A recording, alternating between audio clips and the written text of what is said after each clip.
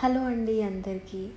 ఇప్పుడు నేను చూపిస్తున్న స్పైసెస్ అన్నీ రెడీ చేసుకొని ముందు కొంచెం గరం మసాలా, నిమ్మ చెక్క, అల్లం వెల్లుల్లి పేస్ట్, ఉప్పు, కారం, పసుపు, అలాగే మనం ఫిష్ వచ్చేసి ఇలా ఘాట్లు పెట్టించుకొని కట్ చేసామన్నమాట.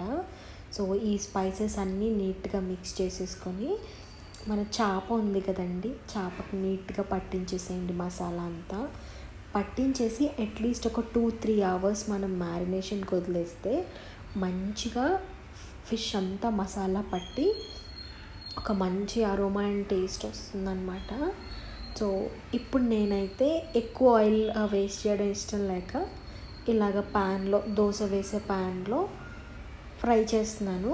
మేక్ షూర్ మీ దగ్గర ఏమైనా ఓల్డ్ ప్యాన్స్ ఉంటాయి కదండి, అంటే చాలా ఎక్కువ గ్రీజీగా ఉన్న ప్యాన్స్ ఉంటాయి కదా, అలాంటివి చూస్ చేసుకోండి. ఎందుకంటే అలాంటివి అయితే మనకి ఫిష్కున్న మసాలా అండ్ ఫిష్ పెనానికి అతుక్కోకుండా ఇలా సపరేట్ అయ్యి నీట్గా వస్తుందన్నమాట.